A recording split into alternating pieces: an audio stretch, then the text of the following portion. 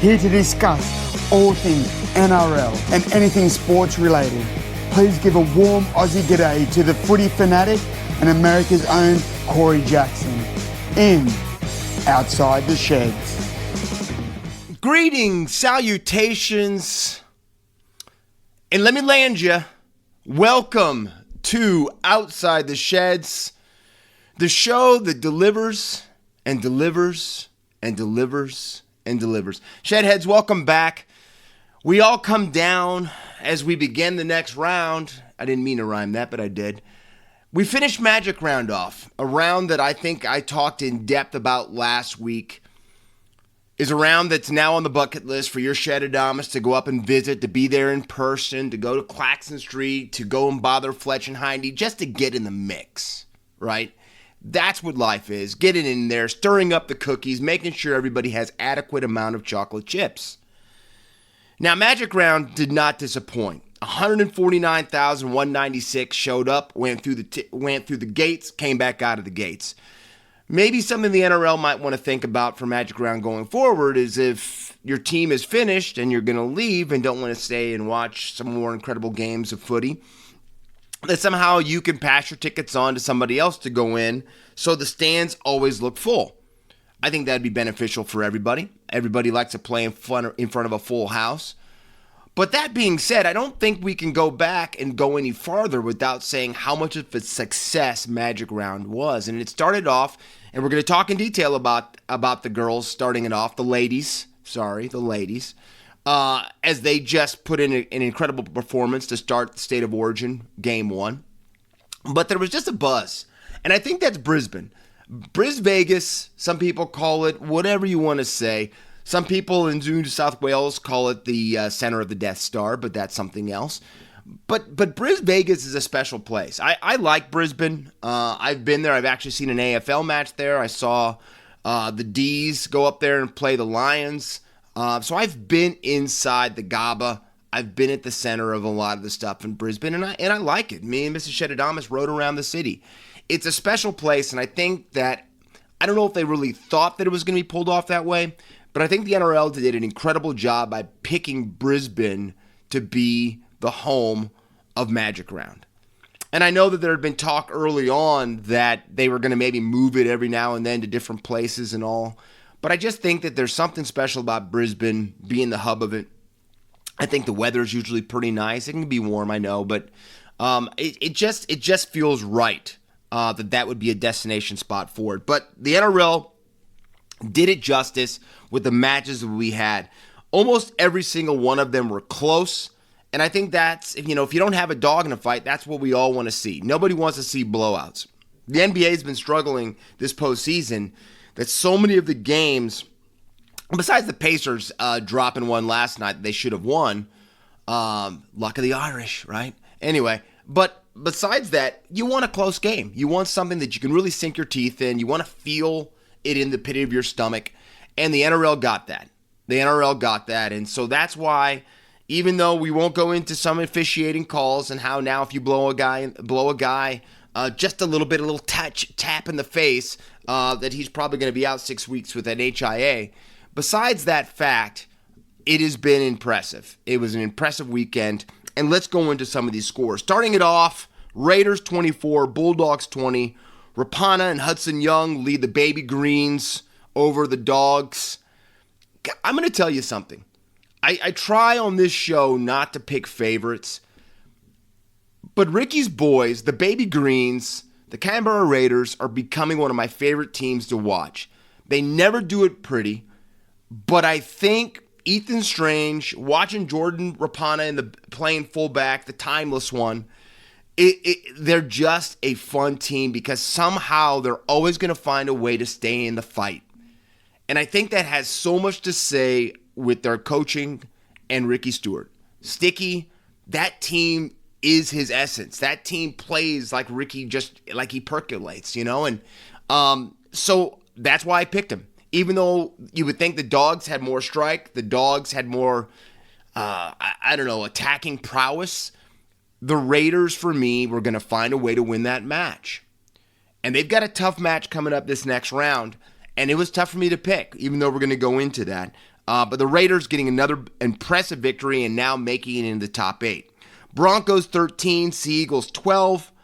The Sea Eagles' woes continue without Tom Trbojevic. And it's so crazy because, you have the captain of the Maroons who, for whatever reason, has a problem without Turbo being there. And I know he's a prime car. He's a Ferrari. But just like if you know anything about Ferraris, they break down too much. That's why they're a bad investment. But you look good driving them. But still, they're having problems. And again, now Manly, this team that was supposedly going to fly, this team that coming out of Vegas was looking so impressive, are now out of the top 8. They're in 10th spot, and they're going to have to fight for the rest of the season to try to get back in there because there's a lot of clubs that are going to try to push to get there.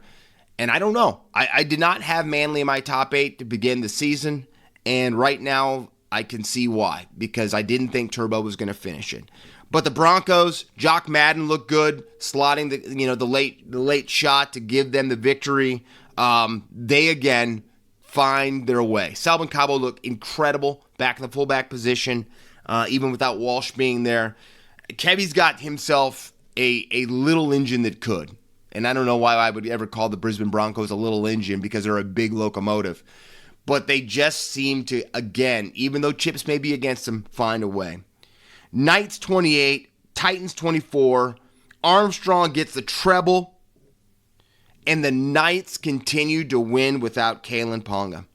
Now, the Titans were gallant. I'm saying I didn't know anybody. There's a guy, I don't know if any of you guys have seen Eastbound and Downtown, but did that half look like possibly that he should have been starring in the reboot of Eastbound and Downtown with the mustache? Kenny Powers, ladies and gentlemen, is an American treasure. All right? We can't say anything more. Kenny Powers, and it's good to see him reinvent himself to be a rugby league player. But all I can say, the Knights continue to find a way to win. And I don't want to say that they're dreading having Kalen Ponga back, but I want to ask you guys a question. And Shedheads, just think about this for a second. Would the Knights really have won 4 in a row if KP was still playing the fullback position? And the reason I ask that question is because I do not know if the Newcastle players would have stepped their game up the way they have the last 4 weeks without being able to look back there and saying, KP, get us out of problems. And that is why, even though some people will say it's blasphemy what I'm saying, are the Newcastle Knights a better club without Kalen Ponga in the side? Some people before would have said I was crazy a year or 2 ago because Kalen's been hurt quite a bit. But you cannot look past the results of how Newcastle's played. Jackson Hastings has stepped his game up big time. That is a man of steel, Shedheads, from the Super League. The guy has a lot of game. Now, he drives people in crazy because people always want to punch Jackson Hastings. That maybe is why he's wearing the helmet now.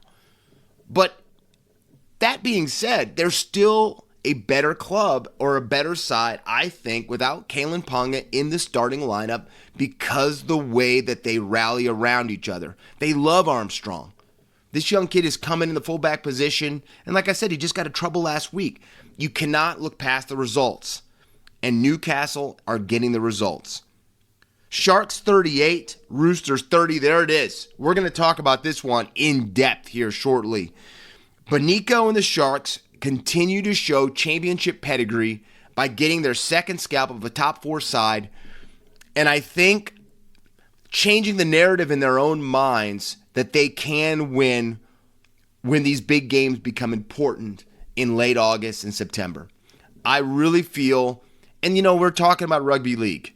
Who knows, knock on wood, that Nicho gets hurt in 4 weeks or gets hurt in Origin or whatever, and they lose him. But again, this is the same team that went down to Melbourne and got a victory without Nicho being in the halves. There's just something about this Cronulla Shark club. I did not see that victory. I'm the first to say it. We're going to talk about it again because your Shedadamus has no problem admitting when he's wrong. But that was an impressive victory. Impressive. Sharks, again, 38-30 over the Chooks. Cowboys 28, Rabbitohs 22. Dearden and Burns both getting a double. And then only the Cows could try to find a way to lose the match late and give South Sydney just a little bit of breath, just a little bit of a chance. And I don't know what's happened with North Queensland.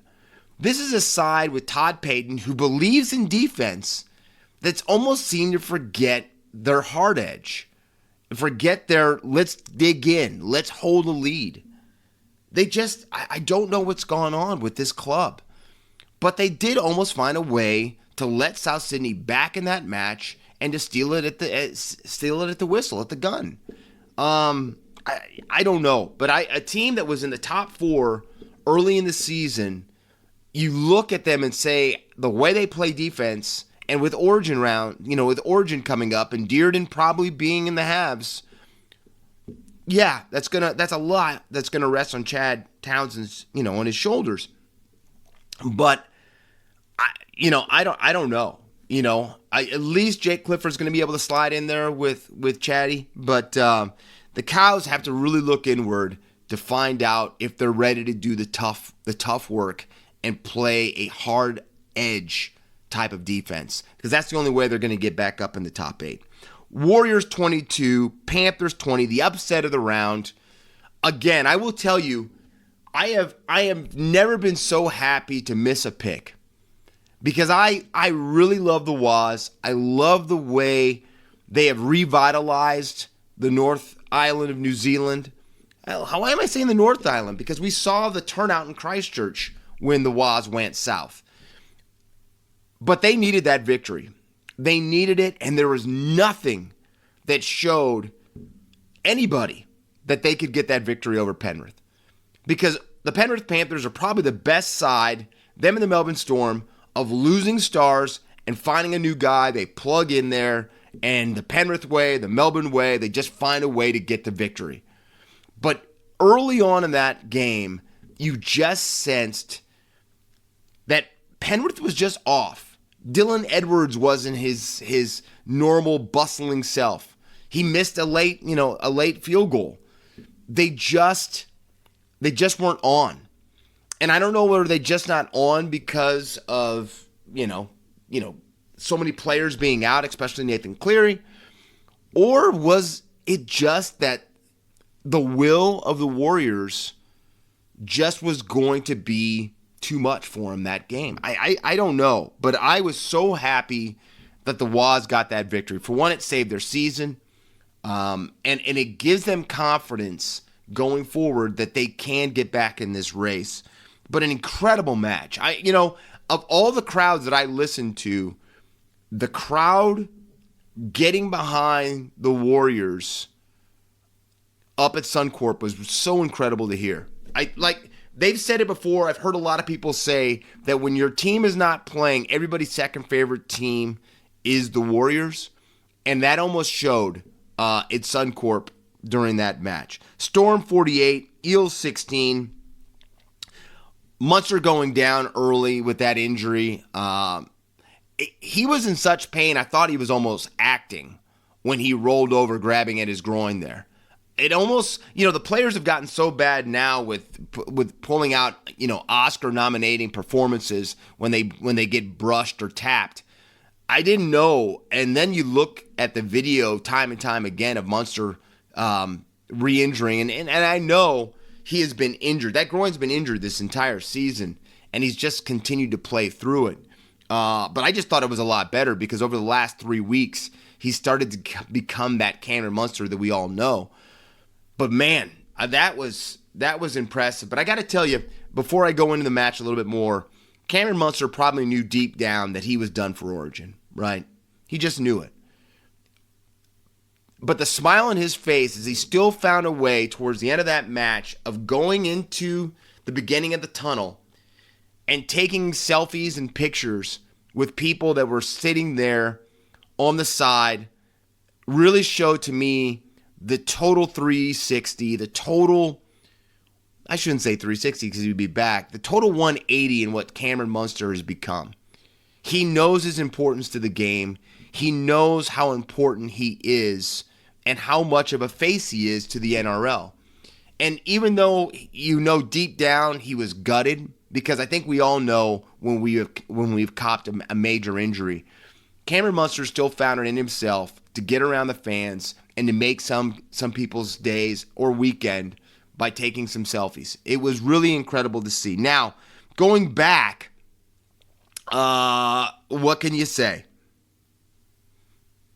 The Storm blew away the Eels and blew Brad Arthur out of a job. That's all you can say. That's it. That's my walk-off. I'm ending the podcast on that this week. Wow. Because who would have thought without Jerome Hughes or Cameron Munster in the halves that Storm team would fire like that? It almost looked like they didn't miss a beat. They didn't miss a beat whatsoever. I don't know if they can keep that up. I know Hughes is back in the side for this upcoming Indigenous round, but wow, that was impressive. That was impressive, and I know a lot of people were upset. Parramatta Eels fans, not you, Dom. I didn't say you, but I know some Eels fans were really, really gutted how bad they got blown out of the park. But again, without Moses, without King Gutho, they just do not have the heart. And because those two guys are the heart, Mitchell Moses drives the car and King Gutho provides the heart. And, they just seem like they're missing both of those. But the Storm, again, just like I said what the Panthers normally do, just pick up with what they have and just go out there and take care of business. And they did it again. 48-16, Storm. Dolphins 24, Tigers 12. Hamaso returns and hammers a stake into the Tigers' heart. That's it. I said it again. I did another one.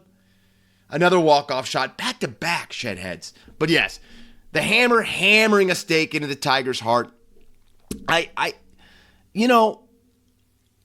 Tragic Tiger. I'll say that right here. I want to see the Tigers do well. I think they can under Benji's tutelage. But, again, what do you say? Wayne Bennett is magic. The guy has showed up at Redcliffe, and in back-to-back years, he gets 7 victories last season. What can you say? They just are an impressive side coached by Wayne Bennett. They really are. I know that they think that Christian Wolf is going to continue to just grab the baton and run forward with this young side, with this team.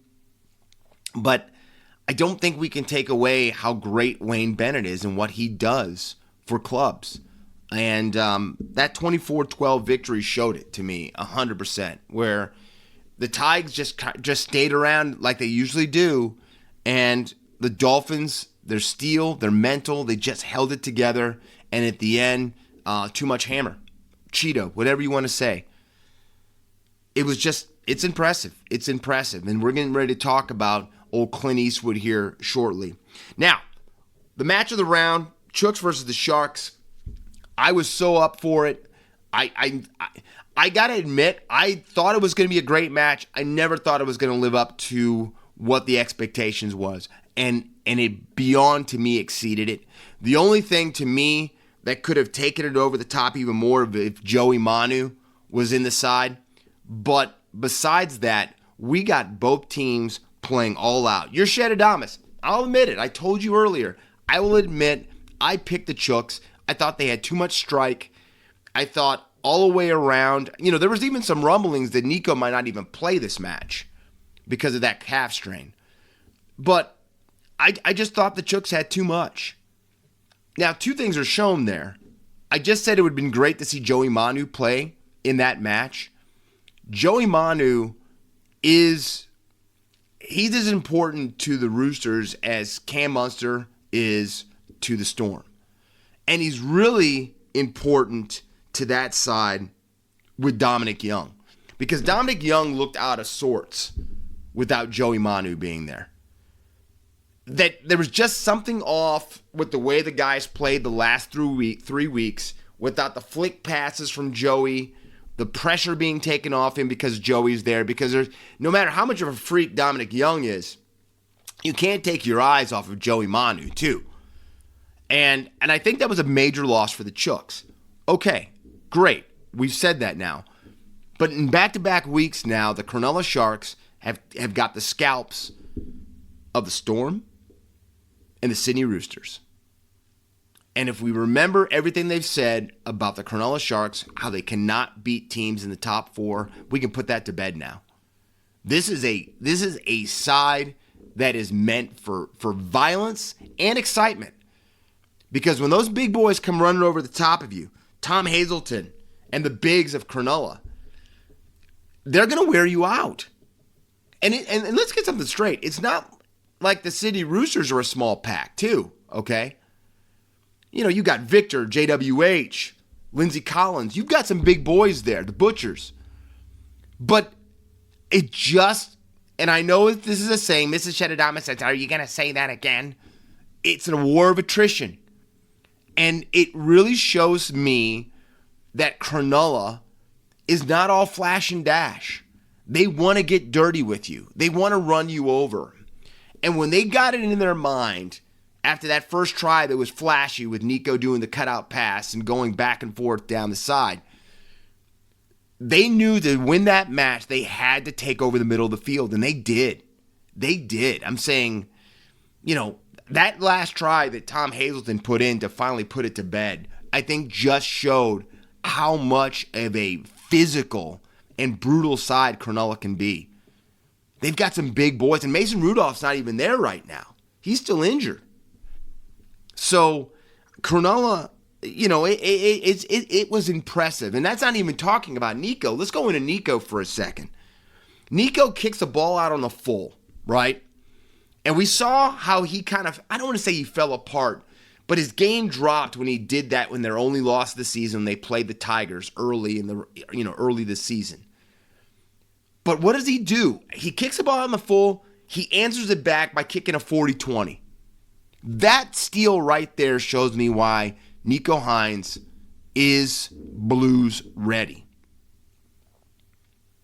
He's ready for it. Listen to these numbers real quick. He was 6 for 6 for conversions, 140-20, 440 kicking meters, and 2 try assists.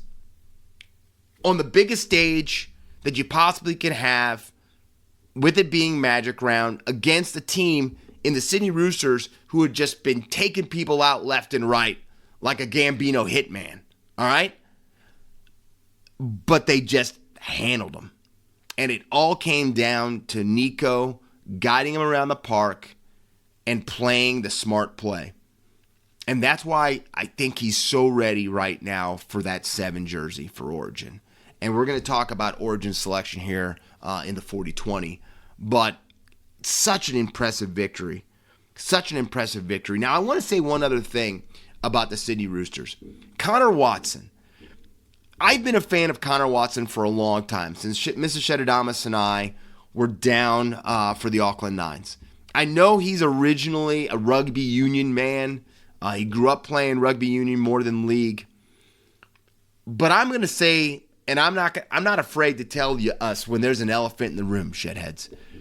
Connor Watson is the better hooker for the Sydney Roosters. And I am a big fan of the hectic cheese. Brandon Smith, there's not a better larrikin in the game. Okay, Cameron Munster. But Munster is now a father, so he's kind of moved past that. Brandon Smith, you're always going to get a great soundbite off of him. You're always going to say, what's he getting ready to get into? I understand all that. But Connor Watson, and unfortunately he picked up an injury in this match, so he's out this coming week. So Brandon Smith's going to have a chance to try to get people won back over. And it's not that he's not still a good dummy half. It's just that Connor Watson, who's played in the halves quite a bit, he's played lock a little bit, there's something that he brings. There's an energy, there's an electric buzz when he plays that position. He's got a little bit more quick move out of the dummy half position. I just think that the Chooks are a better club when he's in the 9. But the cool thing about Connor Watson is you can play him in multiple positions. Like I just said, you can play him at 14. You can play him at 13. You can play him at 6. He can do everything. And I think maybe that has a little bit to do with the way that he grew up playing Union. But still, that's my last little part I wanted to put in about the Chooks going forward, even though it doesn't really affect him this week because of that injury that Connor Watson picked up. But incredible match. Congratulations, Cronulla. Up Cronulla. That was a big victory for the Sharkies during Magic Round. Now, Shedheads, even though your old Papa Shed is now firing on his picks. Hear that? Big ratings, big revenue. That's for you, Maddie. But anyway, 6 for 7, 6 for 8. Just feeling it, right? The picks have been coming. But the Panthers-Warriors match, to me, it just shows you there is never a lock in gambling. There just isn't. There's just never a lock in gambling. I don't care how good you feel that this is the win. It's just not guaranteed. It just isn't. And if you looked at the teams, the rosters, if you looked at the performances the last few years, there was no way anybody gave the Waz a chance to beat the 3-time premiers. No way. No way. Even without Nathan Cleary, there's no way that they were going to beat the Waz. I'm saying this match wasn't even at Mount Smart or in Auckland or in Christchurch or anywhere in New Zealand. It was in Sydney. Excuse me, in Brisbane. I apologize. I don't know why I'm saying Sydney. It was in Brisbane, but it was still in Australia. They still had to travel forever to get there, right? So nothing was in their favor to win that match. Nothing. But Tane Tuapiki, Dylan Walker, and Tamarie Martin had something else to say about it. And I will tell you this right now. I was blown away. I really, really was. The crowd was really alive. And I told you that, there's something about the Waz, especially if they play a team that can be a little polarizing like Penrith can be a little bit. But they were behind him. And I think everybody started sensing in the crowd that this might be something special we're watching right now. And everybody was out of place. You didn't have RTS. You didn't have Sean Johnson. Wade Egan goes out early. And my gosh, is anybody else worried about Wade Egan? Have we gone? Can anybody tell me? Shedheads, tell me, send me a message on my Instagram. If the last time Wade Egan finished a match without being cut, injuring an ankle or knee, or doesn't get an HIA. All right? Please let me know when that was, because I can't remember it. But he leaves the match again early, but they still find a way with Chance Nickel Klokstad in the halves to get it done. Now, I think a lot of people forget, Shedheads. Let's break this down a little bit. I think a lot of people forget how great of a player Tamarie Martin was, and I think still has the potential to be. A lot of people forget that he was one of the major contributing factors that got the Cowboys to the grand final a few years ago. And if it wasn't for the brain bleed that he had and led to his early retirement, which a lot of people were gutted for because they saw what this kid had a chance to be, the potential that Tamarie Martin had as a player. So I was really, really excited, and I think, I can't tell you the episode of the podcast, but I remember talking about how great it was to see that he was going to come out of retirement when I heard that he was playing some footy in New Zealand, and then that he was going to come back to the Broncos and try to give it another go. All right? So let's not forget something. This guy has the potential to be a really, really, really, really good player. All right? But when you play under the shadow of Sean Johnson, who's this is a Golden Boot winner, Sean Johnson. So he might not be the player athletically of the Sean Johnson of those prime years when he was, leading the Kiwis and breaking people's ankles in England, at the Rugby League World Cup, or winning that Golden Boot. But he's still Sean Johnson. And so I think Tamaree Martin, when he's in the six, has just been kind of floating along. He's just been kind of just letting the game come to him when it comes to him, and then he just kind of drifts out. But he has not put his stamp on the game. And I think we saw that. And then it comes out that he played from like early in the first half. He broke his finger. So he still had a broken finger and did all the stuff that he did. It was an impressive showing by Tamaree Martin. And I'm so happy for him. I'm so happy for him. And the good thing about it is only a match like this just lets you build in belief, lets you build in that feeling that you can still do it. And I'm going to tell you something right now. Chance Nickel-Klokstad and him are probably going to be the halves for another few weeks, I'm guessing, right? It's going to be incredible to see what this team does. Because even with Sean Johnson coming back later on, if they can get on a roll, and I think we're going to see a lot this week coming up what this team has got in them, because I think that they're ready to show that they're ready to kickstart. Because it's still the same club some people had winning the grand final, let alone making the 8. So, great showing by him. Then let's talk about this young gun, Tane Tuapiki. First off, he gets the hall pass because his partner's getting ready to give birth to their kid, their child, their first child together. She lets him get on the plane. He's already in trouble because he forgets to tell the coaching staff, even though he told them earlier that she's due any day, right? So he almost misses the plane, gets on the plane, gets up there, and plays the game that he did. All right, now let's not make it sound like he just came out of nowhere. There's been a lot of buzz around Tane Tuapiki for a long time. So seeing him perform and slotting that last conversion to put the final stake in the coffin for the Penny Panthers, to me, that has the ability to take this young man a very, very long way. Now, sleep deprivation for having a child might bring him back to neutral, but that being said, that was a little joke to any fathers out there who know what that might be like early on. Ask Rudy Gobert about that, Minnesota fans. Even though, congratulations, Rudy, for picking it up in Game 7.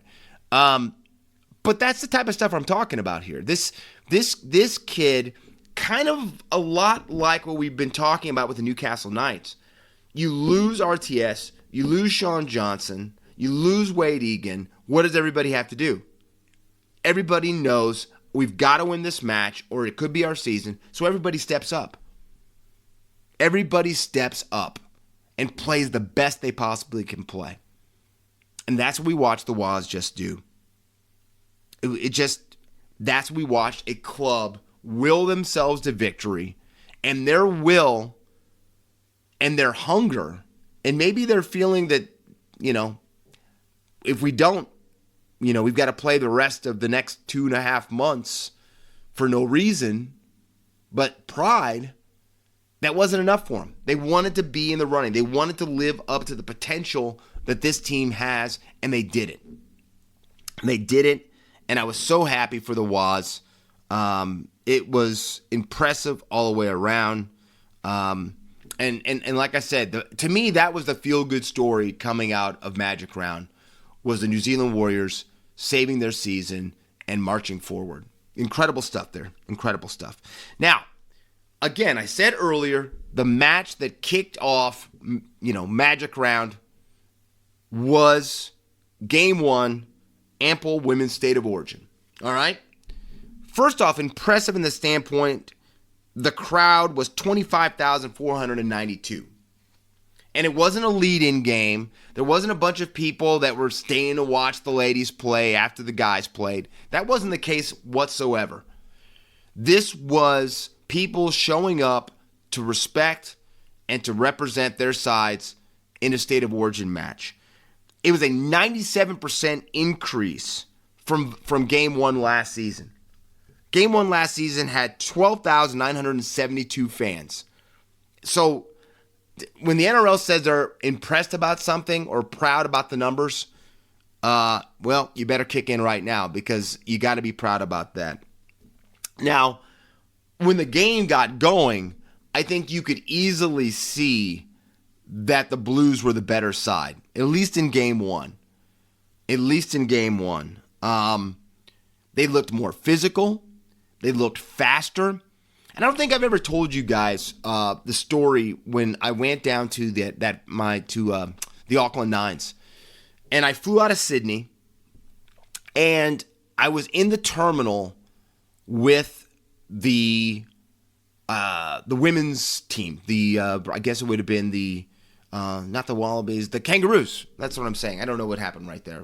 But I was in the terminal with Mrs. Shedadamus, and the girls for the Kangaroos were there getting ready to fly over. And at that point, the Kiwis had been the dominant side. New Zealand had really owned the Kangaroos for a while, right? But I'm looking at these girls, these ladies that are sitting there, and first of all, they were all pretty young. They didn't look like there was a lot of older veteran players for that. They looked like younger girls. I'd say maybe 18 to 22 at the most. But the one thing that just really stood out to me was how tall, lean, and athletic they were. And I remember thinking about the Kiwis, and I was like, how are they going to catch those girls? How are they catching those ladies? And that's what it kind of reminded me of, right? And that was the beginning of the total flip in the matches now, because now the Australia Kangaroos, the ladies just blow out the Kiwis, and they've owned them pretty much recently. But that's the same sensation and feeling I had watching the Blues going up against the Maroons. They just look like a different type, like a faster, taller, more athletic club. Now, I don't think they wanted to get in the wrestle with the Maroons, but you got to catch us first, right? They just looked more athletic. And then you look at Jamie Chapman. I'm saying she was a beast. She was a force of nature running people down. And besides the one time where she misread the kick in the corner that got the Maroons a try, she had an incredible match. But she, again, I remember seeing her, a year or two ago, and it looked like she was a little bit heavy, but she looks in full strike right now, and which is scary if you're a Maroon or a Maroons fan. But the Blues looked impressive all the way around, and then I have to go back. Remember last week I was saying that, Southwell not being in the side could come back and haunt the Blues. And Rachel Pearson made me look like I had no idea what I was talking about, because she dictated the game from her kick. She had 166 kicking meters and was 3 for 3 in conversions, and that's why she was put in the side. She was put in the side because of her boot and the way that she could lead the club around the park with her kicking game. And they lived up to it. They lived up to that all the way around. So it's going to be interesting. Game 2 is in Newcastle on June 6th, the day after Origin 1 for the guys. So really going to be interested to see how the Maroons try to tweak what they have and if they can slow down the Blues at all whatsoever. But incredible Game 1. Blues 22, Maroons 12. The Blues, to me, looking like the team that is going to lift the shield this year for State of Origin. Now, as we go into the 40-20, the only thing I can say, Shedheads, is a fistful of dollars 2K is a wrap. And if you know anything about a fistful of dollars, I'm a big, big Western fan if it's a good Western. But it's one of my favorite Clint Eastwood movies, and we've been rebooted 2K style with the new Clint Eastwood, Wayne Bennett, because he has just put pen to paper and signed a 3-year deal to come back to the South Sydney Rabbitohs. That's right. Wayne Bennett is coming back home next season. He's 74 years old Clint Eastwood is, and he's still showing he's got it. And I cannot put to words any more than saying the man has still got it. Because right now it looks easily like the Finns are getting ready to make the top 8, maybe even the top 4. And he's leaving the team, which we won't even get into what's going on there. Nothing against Christian Wolf, because we've seen what Christian Wolf did over in the Super League with St. Helens. But, again, do you really think that Christian Wolf is going to be an upgrade over Wayne Bennett? Ask Jason Demetriou about that. Now, let's move forward with this, because that chasing of Wayne Bennett, let's just be honest and say it, probably cost another individual his coaching career at his club. And I hate to say that, but it's come out that that's the case. Wayne Bennett is such a magnet that a certain club, which we're getting ready to talk about in the next story, threw their coach underneath the bus to try to lure him to their club. Now, I don't jump ahead. I just report with what I report, Shedheads. But I know right now Wayne Bennett is going to be at South Sydney, and now he's going to have to commandeer a ship and turn around the bunnies and head them back in the right direction. He's got some major voices in that locker room, in that shed, that he's got to get back on board with Latrell and Cody. But I'm just going to say, and if they keep Damian Cook, but I think he's the only guy that could really go in there and do this. I think he is the voice that everybody in that locker room will listen to and will flip the script and get that going in the right direction. So congratulations, fistful of dollars, Wayne Bennett, going back to South Sydney.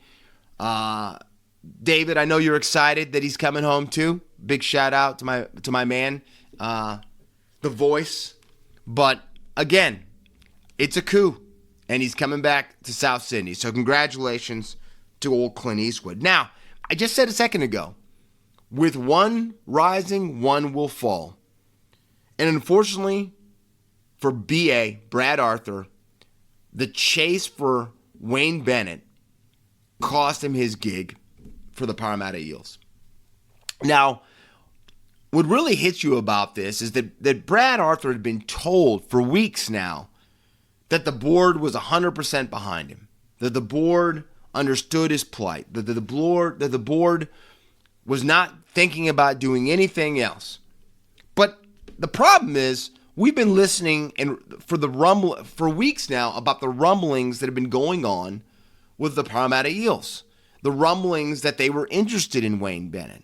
The rumblings that if they could just pull Wayne Bennett. All that type of stuff, right? So if we're hearing it, and don't forget, Shedheads, I'm 17 hours away from the hub. I'm 17 hours away from the bullseye. And I've heard that rumbling. I felt a little bit of the seismic shift here in the bunker. But how is Brad Arthur supposed to conduct his business, even though I know that's what coaches are supposed to do, when you lose Mitchell Moses, when you lose Clint Gutherson, and still try to keep your team afloat when you're thinking that people are plotting behind your back? And on his 50th birthday, the Parramatta Eels dropped the hammer on him that his services are no longer needed. Wow. Classy, Parramatta. On the man's 50th birthday, what a gift you gave him. Did you put that up with a bow and wrapping paper too? Because to me, I thought Cole underneath the Christmas tree said that sounded violent. Now, Brad, he's been with Parramatta for 11 seasons. All right, we all know that. He led, the Eels to the grand final in 2022. One of the only times I've been in country for a grand final. But are we any of us thinking that it was a fair shake what this man had been given? Those are the two most important players on his side, in his club, on his side, on his team, whatever you want to say, with Mitchell Moses, the guy driving the car, and King Gutho, the heartbeat of the club. Listen, I don't have a dog in this fight, right? But it feels so dirty to an extent, the way the BA was done. Now, I will tell you, I did not think Brad Arthur would keep the job past the end of the season, but I think that he had done enough. I think I was even talking to Dom when I was over in Australia a few weeks ago, where he said Parramatta wouldn't get rid of him during the season. That's just not what the Eels do. That's not how they conduct themselves. So I guess all of us are off, because that's exactly what they did and exactly how they conducted themselves. They showed him the door on his 50th birthday. Now, I think it's up for debate if anybody thinks that BA is going to coach again very, very soon. But, you can't think of a coach that, within the last 5 years has led their team to the grand final who isn't sought after a little bit, right? But it's got to be the right type of coaching job that's coming up. And, you have to look at the clubs that might be looking for coaches in the near future. And right now, I just don't see any on the table that have any type of movement. Possibly North Queensland, if they really fall off with Toddy Payton. But I don't know. I know a lot of people think that Brad Arthur will be coaching again in the foreseeable future. And I don't have any problem about that. It's just the question to me is, did he do enough with the Eels to make people think that by any means that he should be a coach at a club again? Now, for the foreseeable future, interim coach is going to be Trent Barrett. And I think if any of us have followed the game, if any of you Shedheads have followed the game recently, Trent Barrett has not been anywhere close to the coach that people were hoping that he was going to be. He didn't produce when he was with Manly, and that to me was the last straw, and why I thought that it would be probably a while before we saw Trent Barrett ever possibly being a coach, because I think a lot of the talk was that not everybody is cut out to be a head coach in the NRL, that it takes a lot to be a head coach, and especially a successful head coach. So he gets another chance, and I kind of always had a sneaking suspicion that the reason that Trent Barrett was brought in there was just in case BA didn't produce, is that they would have a guy that had head coaching experience that would be inside that locker room, inside that shed, inside that coaching box. So going forward, it's Trent Barrett's gig. Now the question is, with the missing of Wayne Bennett, do they now look at Justin Holbrook? Do they look at Jason Riles? Where does the Parramatta Eels, the blue and gold, go going forward? But I think all of us know, and all of us probably have a sneaking suspicion and feeling that we all think that Brad Arthur probably got done wrong in a lot of different ways with the way that he was shown the door by the Parramatta Eels. So good luck to Coach Arthur going forward, and that's all you can say about that. Now, we talked earlier about Nicho, that I said for sure he deserved to be the halfback for the Blues. But Origin selection is right around the corner, Shedheads. I think we can all sense it. We can all feel it. Origin 1 is June 5th. And the selections are about ready to be made. Now, the problem is the decision-making process has been very, very difficult because of the injuries. And I have to admit, probably the most amount of injuries that I can remember for key components for these teams going into Origin 1, maybe in my entire time of watching rugby league. That's how beat up these teams are right now. But with Cleary being out, for me, it is a no-brainer that Nicho Hynes is the 7, like I said. I think that his failure in being put in the center's position and the way that he was overlooked has put a fire in this guy's stomach. And after he's got over the disappointment and the heartache of not being chosen since then, I think we're going to see Nicho Hynes play some incredible football in that number 7 jersey. But to me, the real question isn't Nicho being the 7. Who do you pair Nicho with in the halves? And I have to say, I know everybody, there's been rumblings about different guys, but to me, I go with Jerome Luai. I think the way that Luai runs the ball would work perfect with the way that Nicho can conduct the orchestra, the way that he can kick, the way that he can pass, the way that he can include everybody in the side, the way he's going to steer the car. I think Jerome Luai is enough of a live wire in the 6, and he has a way of getting under people's skin. He's my choice to be the 5/8 next to Nicho in the halves. I know there's been talk about Burton being there. The only other guy that might get a sniff is Cody Walker, and a lot of that has to do with Madge McGuire being the coach. I know Cody played great in Origin 3 last year, but then you have to remember the Maroons they were already on top in their mind, you know? And yeah, Cody played well, but again, but that's the only other guy I can see. If it's not Jerome Luai, it's going to be Cody Walker. But I myself go with Jerome Luai. I think that he would be perfect in the halves. Now, for the Maroons, they look like they were probably the favorites. I know I got to say this because every Queensland person always feels like they're the underdog going in Origin, right? Even when they had won like 8 in a row, they were like, we're the underdog going in. And I'm like, when you won something 8 times in a row, how are you the underdog? But that's enough of that. What I want to say is they just haven't had, KP went down earlier, but everyone thought Reece Walsh was going to be the one anyway, the fullback for the team. But with Munster's groin injury, pretty much removing him from Origin since he's going to be out 8 to 10 weeks now with that groin injury, the real talk is what are we going to do in the halves with Munster, who has been a mainstay in Origin forever now?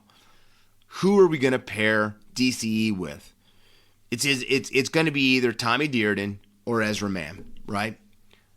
I myself, knowing how Billy goes with his picks, the way that he shows loyalty to players, and the way that Tommy Dearden performed on a moment's notice, getting the call up, I can't see Billy picking anybody else but Tom Dearden to play with DCE in the halves. And that's nothing against Ezra Mann, because I think that he is a special, special player. Now, it's also going to be really good for Kevy. I bet you he's going to be happy to know that Ezra's not going anywhere either for the Bronx. But I think it's Dearden. I think it's DCE in the halves. I think that is just I just think that is Billy Slater through and through. That this is just the progression that happens, and that Tom Dearden is ready, like he's proven before, to wear that 6 jersey. Now, I think that the overall number one question of all of Origin, and I know Shedheads, you guys have been wanting to hear it from the man himself, who is going to be the fullback for the New South Wales Blues? Is it going to be Dylan Edwards? Or is it going to be James Tedesco, the incumbent, the captain of the club? And for me, as I say this, I'm a loyalty guy. I understand Billy Slater and that whole loyalty thing. There's something about building chemistry. And James Tedesco has not done anything, in my eyes, to make him lose that captaincy or that number 1 jersey. I don't care how well Dylan Edwards has played this year. James Tedesco has not played bad enough that, to me, he should lose that jersey. Now, do I think that we should try to find Dylan Edwards a position in the club somewhere? Yeah, maybe.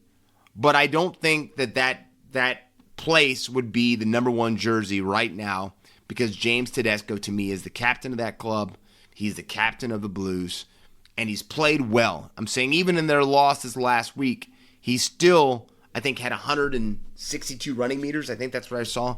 Either way, he was not the reason that the Roosters lost that match, and he still played very, very well. So to me, Tedesco will be returning in the fullback position, and I think it's going to be an incredible series. I think that it is such a toss-up now with all the injuries that have happened. It's going to be an exciting state of origin, because I think the revolving doors between game 1 and 2 could be great because of guys coming back from injury and guys getting injured. I think that it's good. I can't pick anybody right now. To me, I think you still have to say Queensland is a favorite because they have less injuries. But I cannot wait for Origin 1 on June 5th. So that's where I stand on that.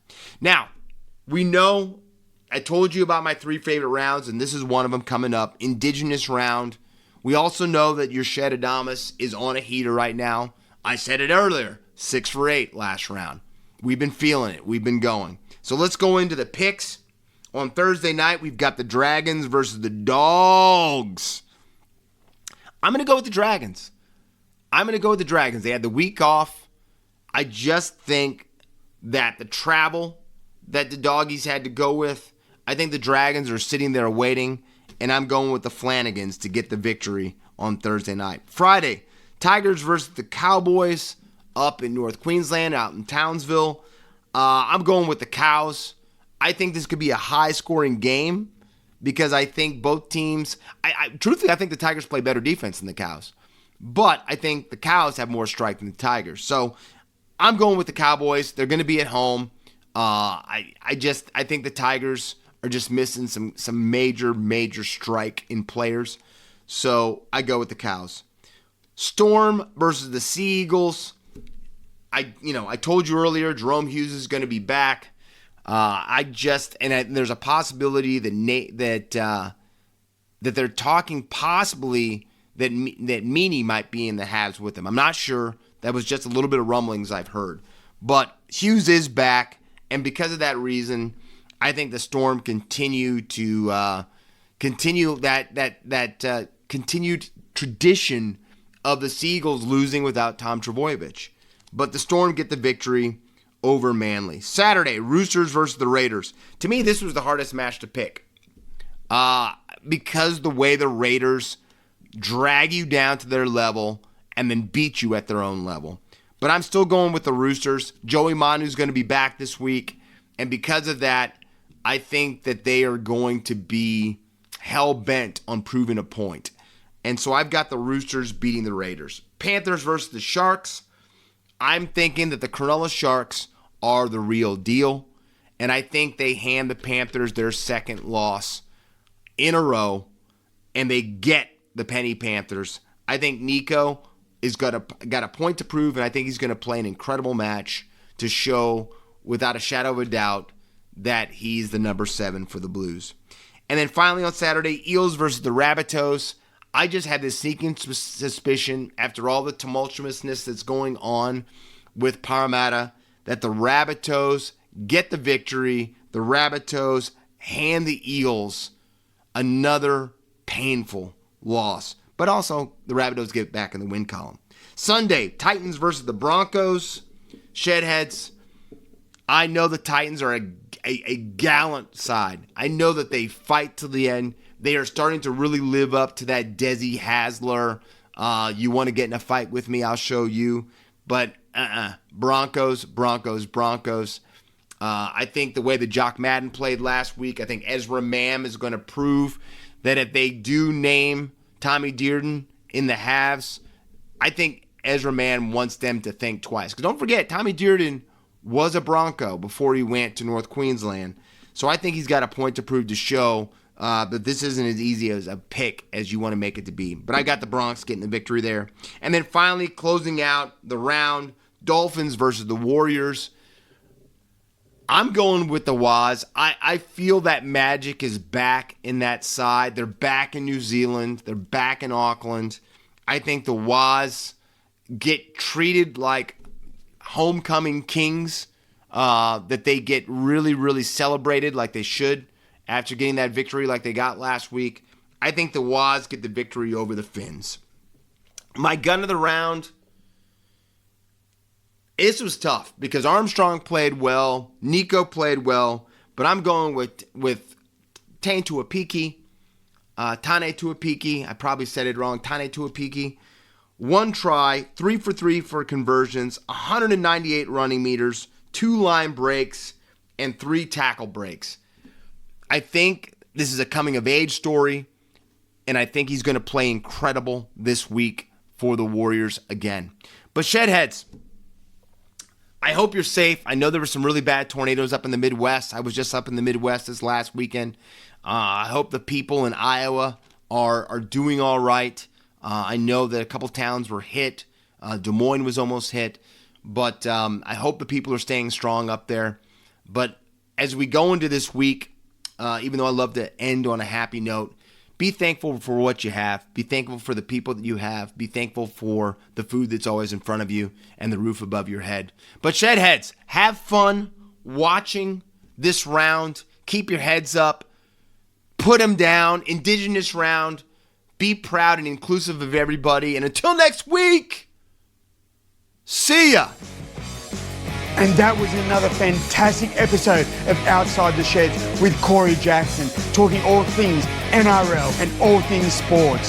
So please remember to smash the subscribe button and share this with your family and friends and show them what Australian sport is all about.